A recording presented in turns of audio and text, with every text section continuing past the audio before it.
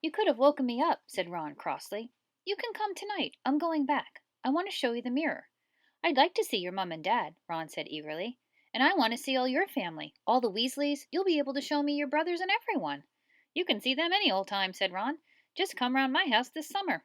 Anyway, maybe it only shows dead people. Shame about not finding Flamel, though. Have some bacon or something. Why aren't you eating anything? Harry couldn't eat. He had seen his parents and would be seeing them again tonight. He'd almost forgotten about Flamel. It didn't seem very important anymore. Who cared about what the three-headed dog was guarding? What did it matter if Snape stole it, really? Are you all right? Said Ron. You look odd. What Harry feared most was that he might not be able to find the mirror again. With Ron covered in the cloak, too, they had to walk much slowly the next night. They tried retracing Harry's route from the library, wandering around the dark passages for nearly an hour. I'm freezing, said Ron. Let's forget it and go back.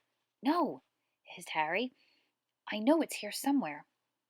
They passed the ghost of a tall witch gliding in the opposite direction, but saw no one else. Just as Ron started moaning about that his feet were dead with cold, Harry spotted the suit of armor.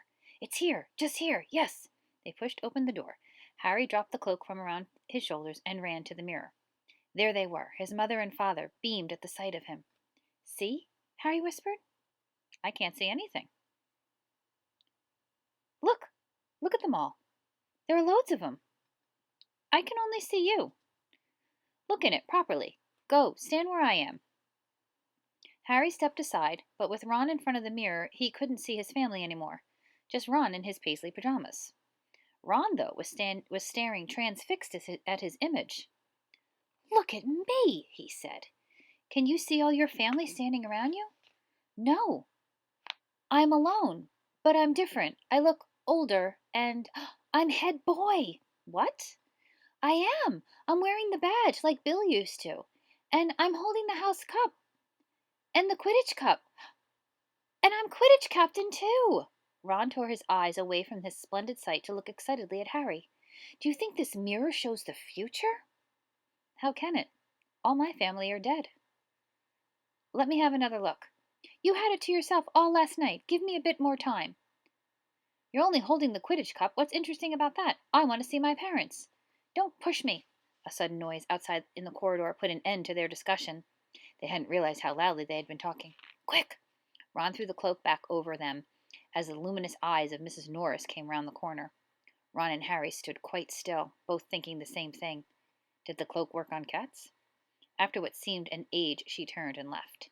This isn't safe. She might have gone for Filch. I bet she heard us. Come on. Ron pulled Harry out of the room. The snow still hadn't melted the next morning. Want to play chess, Harry? Said Ron. No. Why don't we go down and visit Hagrid? No, you go. I know what you're thinking about, Harry. That mirror. Don't go back tonight. Why not? I don't know. I've just got a bad feeling about it. And anyway, you've had too many close shaves already. Filch, Snape, Mrs. Morris are wandering around. So what if they can't see you? What if they walk into you? What if you knock something over? You sound like Hermione. I'm serious, Harry. Don't go. But Harry only had one thought in his head, which was to get back in front of the mirror, and Ron wasn't going to stop him. That third night he found his way more quickly than before. He was walking so fast. He knew he was making more noise than was wise, but he didn't see anyone. And there were his mother and father smiling at him again, and one of his grandfathers nodding happily.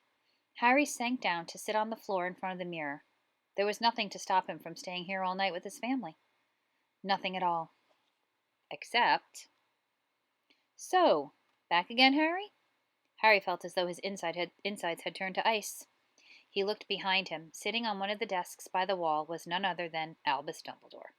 Harry must have walked straight past him. So desperate to get to the mirror, he hadn't noticed him. I didn't see you, sir. Strange how nearsighted being invisible can make you, said Dumbledore, and Harry was relieved to see that he was smiling. So, said Dumbledore, slipping off the desk to sit on the floor with Harry, you, like hundreds before you, have discovered the delights of the Mirror of Erised. I didn't know that it was called that, sir. But I expect you realize by now what it does. Well, it shows me my family, and it showed your friend Ron himself as head boy. How did you know? I don't need a cloak to become invisible, said Dumbledore gently. Now, Can you think what the Mirror of Erised shows us all? Harry shook his head. Let me explain. The happiest man on earth would be able to use the Mirror of Erised like a normal mirror. That is, he would look into the mirror and see himself exactly how he is. Does that help? Harry thought. Then he said slowly, It shows us what we want, whatever we want. Yes and no, said Dumbledore quietly. It shows us nothing more or less than the deepest, most desperate desire of our hearts. You, who have never known your family, see them standing around you. Ronald Weasley, who has always been overshadowed by his brothers, sees himself standing alone, the best of all of them. However, this mirror will give us neither knowledge or truth. Men have wasted away before it, entranced by what they have seen, or been driven mad, not knowing what it shows is real or even possible. The mirror will be moved to a new home tomorrow, Harry. And I asked you not go looking for it again. If you ever do run across it, you will now be prepared.